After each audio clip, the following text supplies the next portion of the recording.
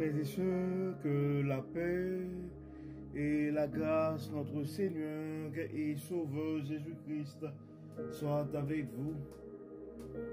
Ici AWH Redemption Ministries pour notre dévotion matinale du mardi 8 avril, du mardi 9 avril 2024. Toujours dans la mission de vous accompagner, matinée après matinée, semaine après semaine, pour un réveil avec Dieu. Car un réveil avec Dieu, frères et sœurs, va nous permettre de passer une journée remplie de sa faveur, une année chargée de sa bonté, et une vie comblée de ses bénédictions sur plusieurs générations. Car l'essentiel, frères et sœurs, est dans le royaume de Dieu.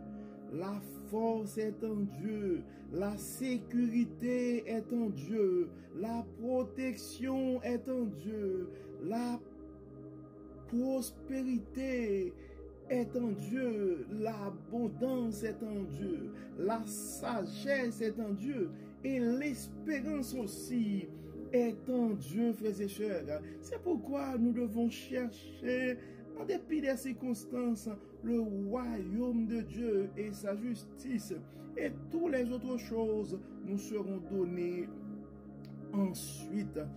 Bon réveil mon frère, bon réveil ma sœur. Bienvenue encore une fois à notre dévotion matinale du mardi 9 avril 2024. Dieu veut continuer à nous parler à travers le psaume 37. Et nous allons regarder ce matin les versets 18 à 26 du psaume 37. Et le message que Dieu a pour l'un de ses enfants bien-aimés ce matin est le suivant. Dieu va faire le reste. Je ne sais pas le message est à qui, mais c'est le message qu'on reçoit pour toi ce matin, mon frère ou ma soeur. Dieu va faire le reste. Dieu va faire le reste. Nous allons lire en Psaume 37 et verset 18 à 26. Psaume 37, verset 18 à 26. L'Éternel connaît les jours des hommes intègres, et leur héritage durera jamais. Ils ne sont pas confondus au temps du malheur, et ils sont rassasiés au jour de la famine. Mais les méchants périssent, et les ennemis de l'Éternel, comme les plus beaux pâturages. Ils s'évanouissent en fumée. Le méchant emprunte et il ne rend pas. Le juste est compatissant et il donne. Car ceux que bénit l'Éternel possèdent le pays, et ceux qu'il maudit sont retranchés. L'Éternel affermit les pas de l'homme, et il prend plaisir à sa voix. S'il tombe, il n'est pas terrassé, car l'Éternel lui prend la main. J'ai été jeune, j'ai vieilli, et je n'ai jamais vu le juste abandonné, ni sa postérité mendiant son pain.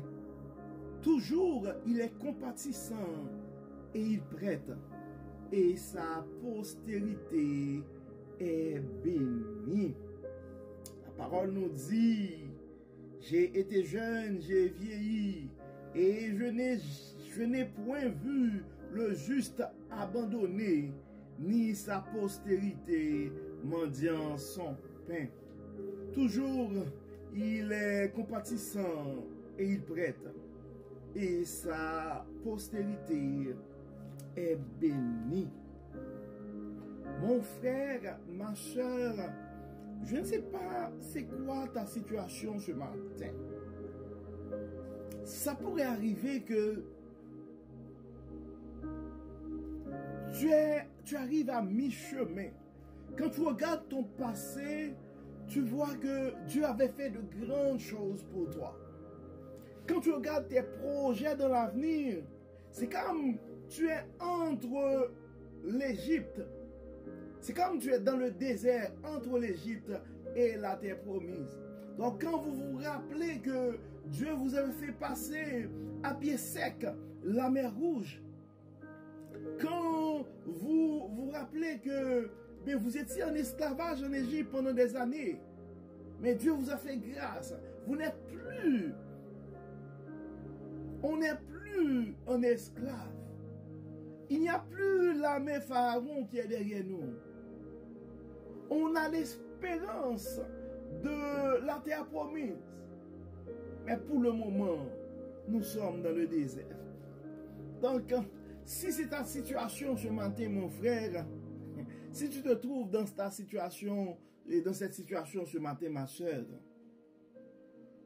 bien le message de Dieu à toi est clair ce matin. Il va faire le reste. Il est le Dieu de tous les temps et son agenda est différent des nôtres. Donc sois patient mon frère, sois confiant ma soeur, sois confiante ma soeur.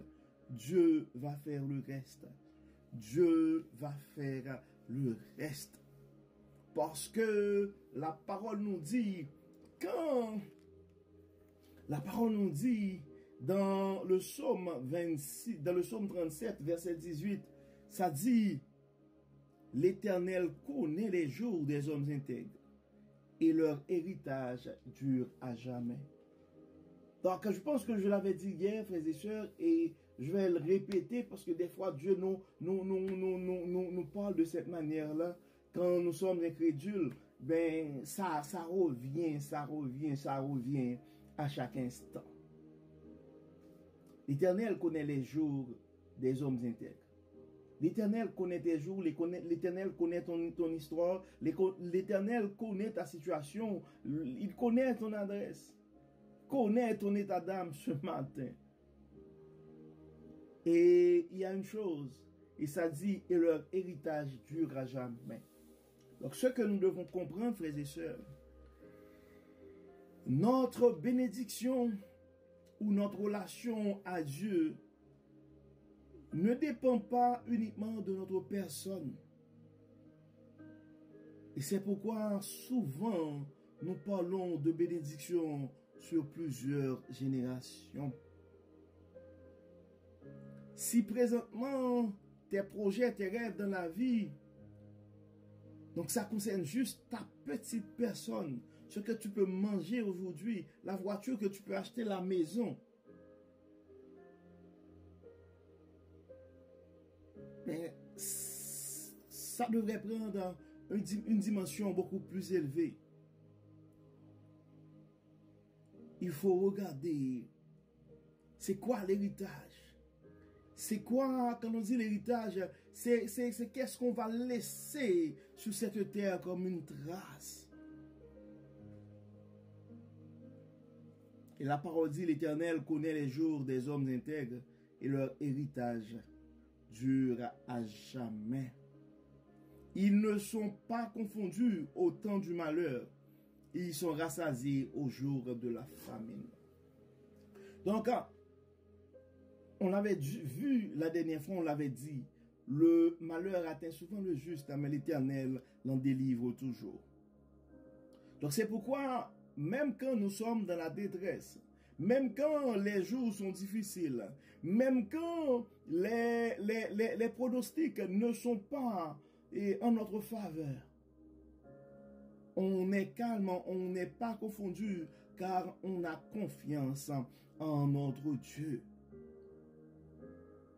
Donc, le jour de la famine, tu seras rassasié, mon frère. Donc, c'est pourquoi, quand on parle de mise à pied, toi, tu dois garder ton calme, car ton pourvoyeur, ta source, est le Dieu Tout-Puissant, le grand Jéhovah Jireh.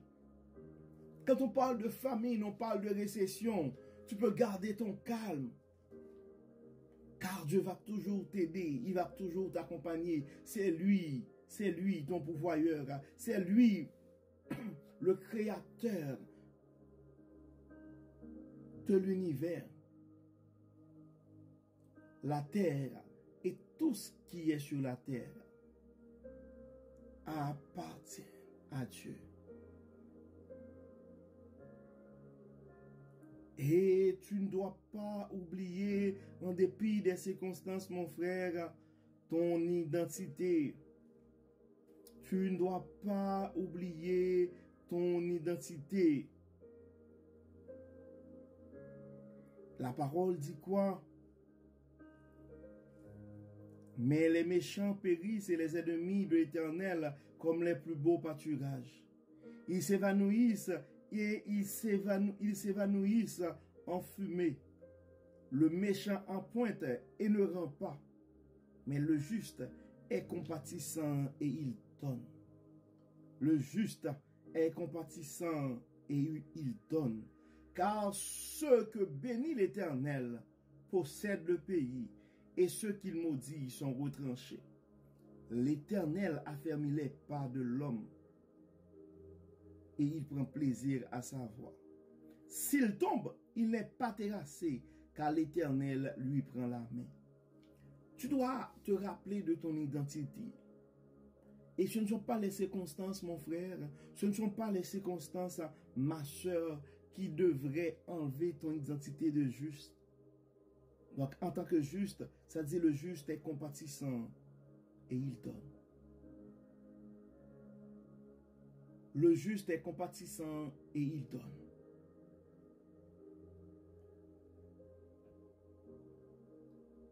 Et ce que tu dois comprendre, mon frère, même si ce matin tu es en train de vivre des temps difficiles, même si tu pourrais considérer que ce matin que tu es au sol,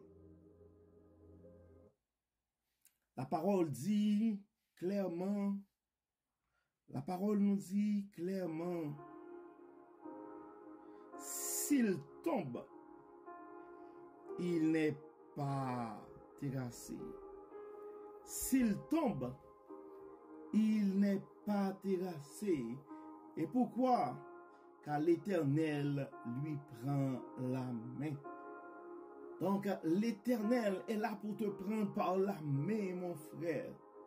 L'Éternel est là pour toi, pour te relever, ma soeur.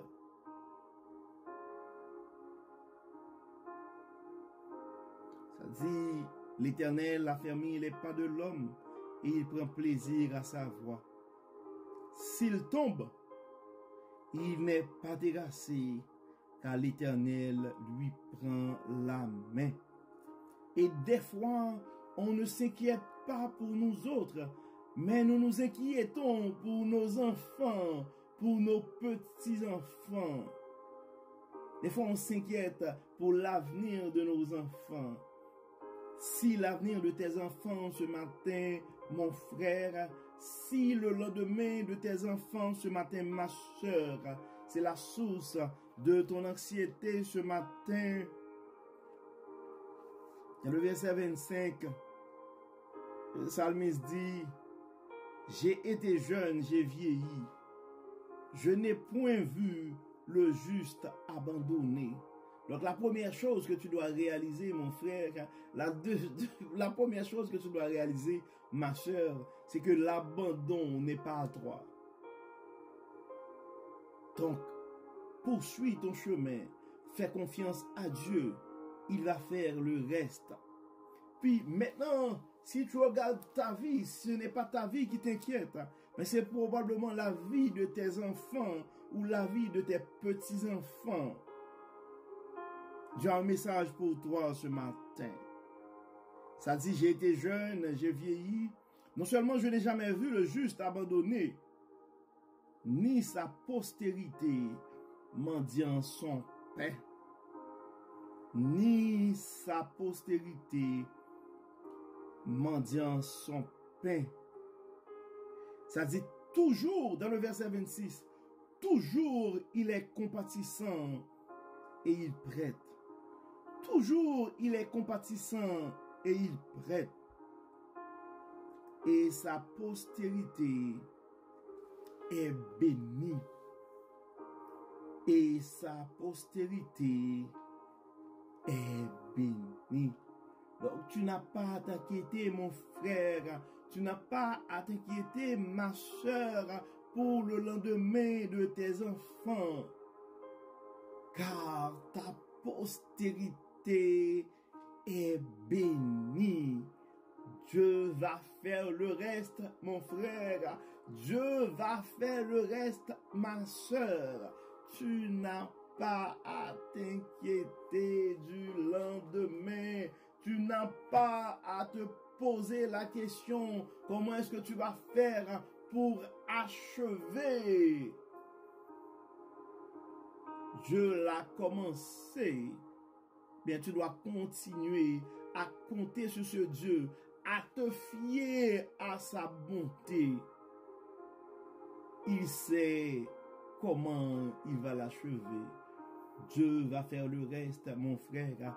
Dieu va faire le reste, ma soeur. Probablement, présentement, tu es nouvellement arrivé dans un pays ou dans un emploi ou à l'université, peu importe. Probablement, tu es dans une nouvelle relation. Puis tu commences à te poser plein de questions. Le Dieu du début, c'est le Dieu de la fin. C'est pourquoi on dit qu'il est l'alpha et l'oméga. Donc l'erreur à ne pas faire, c'est pendant ta traversée. Tu faisais confiance à Dieu. Dieu t'a accompagné et tu pourrais imaginer que là où tu te trouves présentement, que Dieu va t'abandonner. Et tu commences à te poser plein de questions. Non, ce n'est pas le temps de douter. Ce n'est pas le temps de douter la bonté de Dieu, mon frère. Ce n'est pas le temps de douter la bonté de Dieu, la fidélité de Dieu, ma soeur. Il est un Dieu fidèle. Il est un Dieu bon et il est un Dieu fidèle. Des fois, nous pouvons rencontrer des amis qui sont des bons amis au début. Mais arrivant à un certain niveau, à une certaine phase de la relation, donc c'est comme on ne reconnaît plus l'ami qu'on avait avant. On ne reconnaît plus le parent qu'on avait avant. On ne reconnaît plus le conjoint, la conjointe qu'on avait avant. Mais lui, il est le Dieu fidèle. Il est le Dieu bon. Il est le commencement. Il est la fin. Il va faire le reste, mon frère. Il va faire le reste, ma soeur. Probablement, tu es très fier que ton enfant vient de terminer le secondaire et tu commences à te poser des questions. Comment ça va se passer au collège? Comment ça va se passer à l'université? Le Dieu du début, c'est le Dieu de la fin, mon frère. Tes enfants, ce sont des enfants de Dieu. Probablement, tu te poses plein de questions. Je viens d'être approuvé pour cette maison. Mais comment est-ce que je vais faire pour continuer à payer cette hypothèque pendant 25 ans, pendant 30 ans? Donc, le Dieu qui t'a donné cet emploi, mon frère, pour pouvoir accumuler la mise de fonds. Le Dieu qui t'a donné cet emploi pour pouvoir qualifier pour cette hypothèque. Le Dieu qui t'a permis de trouver cette maison. Le Dieu qui a permis que ton offre, que ton hypothèque a été approuvée. C'est ce même Dieu qui va t'aider mois après mois, semaine après semaine, à rembourser cette hypothèque. Dieu va faire le reste, mon frère. Dieu va faire le reste, ma soeur. Et nous sommes tous humains, nous avons tous des moments de faiblesse. Et comme on dit souvent, même les aigles ont besoin d'une poussée. Notre Seigneur Jésus-Christ, à un certain moment, il a fait l'expérience de l'abandon du Père. Et même lui, il avait crié. Père, Père, pourquoi m'as-tu abandonné? Donc c'est normal, mon frère, si tu te sens découragé, désespéré ce matin. Mais tu dois te rappeler et tu dois recevoir cette parole du Dieu vivant ce matin qui te donne la garantie qu'il va faire le reste. Donc je t'invite mon frère, je t'invite ma soeur à prendre cette parole pour acquis ce matin. Dieu va faire le reste. Probablement tu te poses plein de questions par rapport au montant de ces dettes et tu te poses la question, comment est-ce que tu vas faire pour rembourser ces dettes? Dieu est le Dieu de toute puissance. Il est encore le Dieu des miracles. Nous allons prier, frères et sœurs, nous allons remettre à Dieu. Nous allons remettre à Dieu particulièrement nos frères et sœurs qui sont en train de faire face à une impasse présentement. Ils sont comme au milieu du chemin. Ils ne peuvent pas retourner. Ils ne peuvent pas regarder en arrière. Et ne voient pas non plus. Et comment on va pouvoir avancer et achever cette course. Et la bonne nouvelle, si tu te trouves dans cette situation, et mon frère, si tu te trouves dans cette situation, ma soeur, probablement quand je regarde ton état d'âme, je ne peux pas dire que je suis content pour toi, mais laisse-moi te dire, c'est une bonne chose qui t'arrive, parce que ce sont dans ces moments que Dieu fait éclater sa gloire. Car ça va te permettre de comprendre et de réaliser. C'est effectivement Dieu qui l'a fait. Parce que généralement, quand les choses sont faciles, ou quand on arrive à faire un effort supplémentaire pour réaliser des choses, donc on peut être trop fier de nous quand ça va se réaliser. Mais quand on n'avait pas les moyens de ces politiques et on voit comment Dieu, de façon miraculeuse, va opérer, va faire les choses, va régler les choses à ce moment-là. Nous allons avoir un témoignage assez convaincant, même pour les gens qui sont autour de nous. Nous allons prier. Dieu Tout-Puissant, Dieu trois fois saint, grand architecte de l'univers, merci Seigneur pour ton amour, merci Seigneur pour ta fidélité, merci Seigneur pour ta grâce. Merci Seigneur pour ta miséricorde parce que malgré nos imperfections, tu nous donnes la garantie, tu nous donnes la garantie et que tu n'arrêtes pas de pouvoir à nos besoins. Dieu clément, Dieu de bonté, Dieu de miséricorde. Ce matin, nous voulons remettre entre tes mains nos frères et sœurs qui sont présentement face à des impasses. Ils ne voient pas, ils ne savent pas, ils ne voient pas quelle direction prendre et ils ne savent pas où aller. Toi, le Dieu de toute puissance, toi, le Dieu de toute miséricorde, fais briller, Seigneur, dans leur vie, ta gloire, ta bonté, ta miséricorde. À ceux qui sont malades, Seigneur, et qui n'ont plus de moyens, plus de ressources, ou à ceux, Seigneur, qui ont tout dépensé, qui ont tout essayé, et malheureusement, la situation ne s'améliore pas. Toi, le Dieu de guérison, le Jéhovah Rapha. Interviens, Seigneur, guéris, Seigneur. Guéris, Seigneur, fais briller ta gloire, bénis, guéris, Seigneur. Guéris, Seigneur, guéris, Seigneur.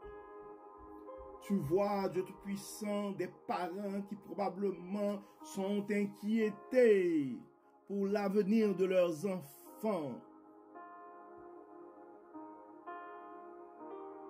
Nous demandons, Dieu clément, de prendre le contrôle des pensées de ces enfants, de les accompagner, de les utiliser pour la gloire de ton nom.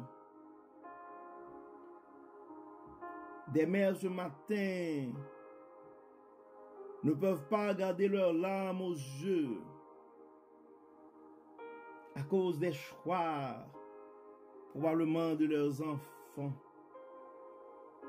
Toi le Dieu par excellence, toi le Dieu qui cherche des larmes, nous les remettons entre tes mains. Tu vois, Seigneur, nos questionnements, tu vois, Seigneur, nos inquiétudes, nous les remettons tous à tes pieds. Nous remettons, Seigneur, entre tes mains, nos projets, nos enfants, nos familles, nos finances, nos parents, nos entreprises, nos études. Nous mettons tout entre tes mains. Notre état de santé, nous mettons tout entre tes mains, Dieu clément.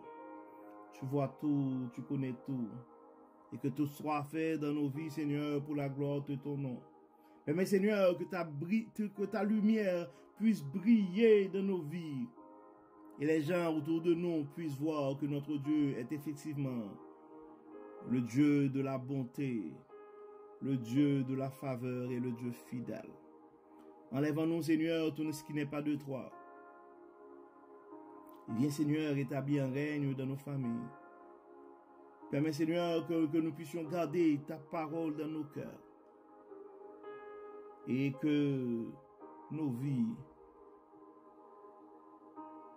notre façon de parler, d'agir et de penser soit un reflet de ton Saint-Esprit. Assiste-nous, Seigneur. Guide-nous, Seigneur. Continue de nous inspirer et de nous protéger. Et que tout soit fait, Seigneur, dans nos vies, pour la gloire de ton nom. Au nom de Jésus, nous prions. Amen. Amen.